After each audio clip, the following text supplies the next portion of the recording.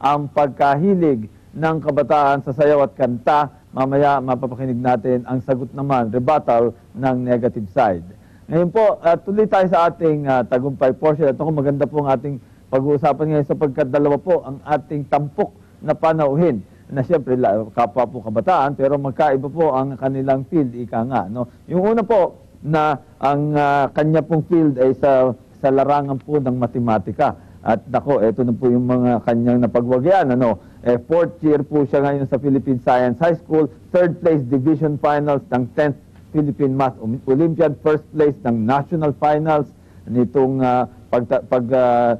timpalak ng Philippine Math Olympiad dito sa taong pong ito, 2008, at saka highest individual scorer sa American Region Mathematics League noong 2006. Yan po ang mga napagwagian ni Steph Ann Oliveros. Good evening, Steph. Good evening. Ay, nako. So, kanina nag-usap ni Steph kung anong mga plano niya sa college, pinagpapangagawa ng iba't ibang universidad. At katabi po niya, ang isa pa rin nating ibig na parangalan dito sa ating portion na ito, na siya po ay tinaguriang father of Philippine podcasting. Ayan pong podcasting, ito po yung parabang pagre-record ng mga iba't ibang mga tinig, pagkatapos ibino-broadcast kung sa paraan, TV, radio, kung minsan internet. Yan po, tama. No? At siya po ay naging hinatawan din ng International Youth Parliament noong 2004, Youth in Action Award, nagwagi po siya niyan sa Washington, D.C.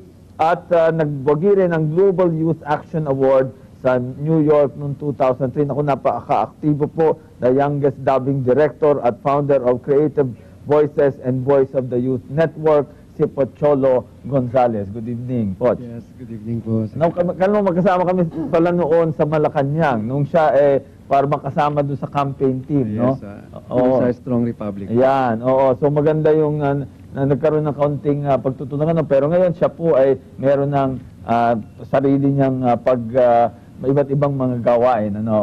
Pero tumutulong pa rin sa kabataan, no? At yan ang ating pag-uusapan ngayon. Ngayon, ang kasama ko po na makapagpulong sa kanila si Daveron, tama po?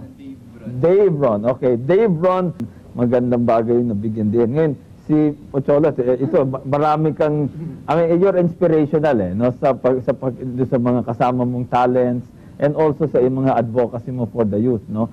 And maganda, I think you share something na you also push the youth to strive for being agents of change and social development. Tell us something about that. Yung mga gawain basically, Secretary, ang Voice of the Youth Network, kinreate ko para mabigyan ng pagkakataon yung mga kabataan na ma-express yung mga sarili nila.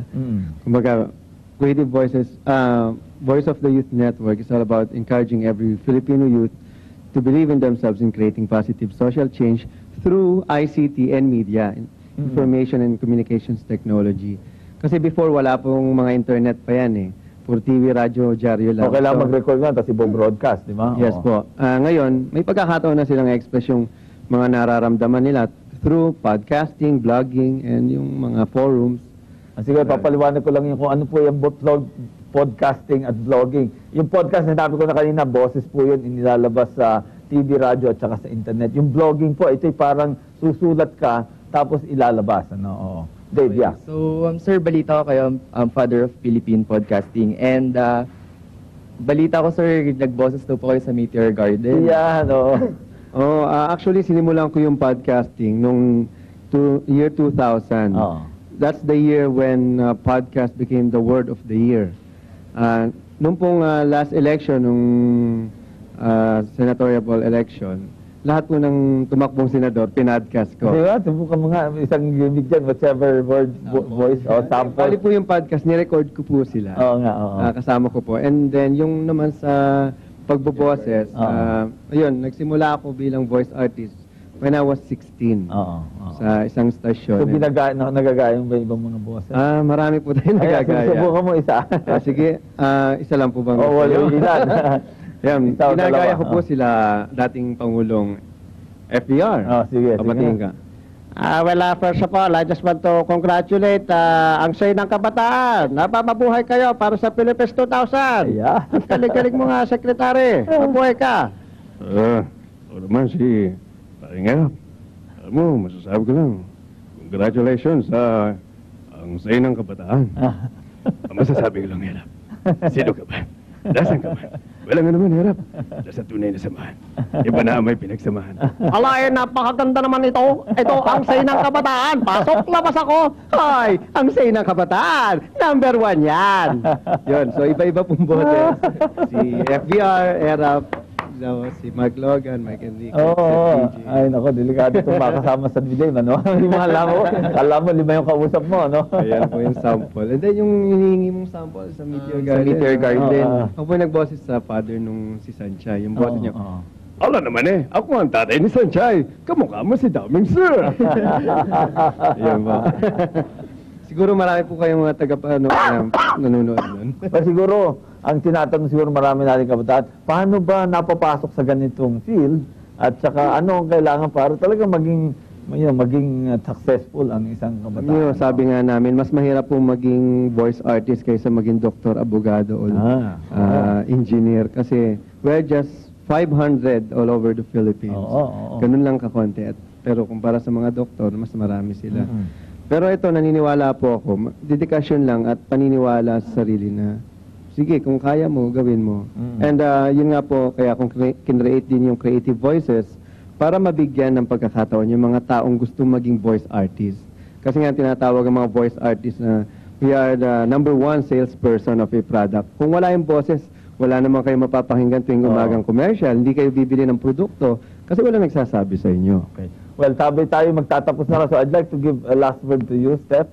What can you tell our young people then to give them encouragement in studies naman and in scientific and mathematics? Siguro kahit mahirap sa umpisa, huwag susuko. Kasi, syempre dapat nag-work hard tayo to reach what we want to, diba? Kasi in the future naman, kahit naman, parang we reap what we sow. So, kahit kahit mahirap sa una, kailangan, tiyaga lang. Tapos, kahit naman parang meron mga failures, it's what you get out of those failures that is important. So, kapag meron kang failure, you get parang you have to learn what you did wrong so that in the future, may mas malaking chance mo for success. Okay, well, tapos na tayo sa ating talakayan dito. Maraming salamat, Stephanie at saka Pocholo, Dave Ron, at sa maganda naging talakayan natin dito. Pakinggan nyo ng mabuti yung mga podcast na naririnig nyo. Baka matunugan nyo si Pocholo, and of course, more power to you for not only the contest but your studies, no?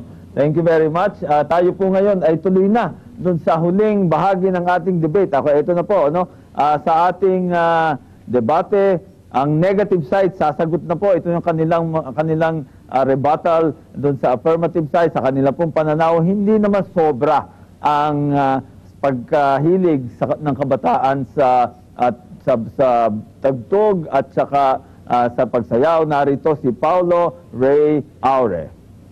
Ayon sa naunang pahayag ng PRO, hindi dapat natin hadlangan at hindi natin maaaring masabing sobrang isang bagay. Lalo na ang pagkanta at pagsayaw dahil ito ang kinamulatan ng mga kabataan simula kanilang pagkabata. Ito rin ang pinamulat sa kanilang mga gulang upang mahasa ang talento nila.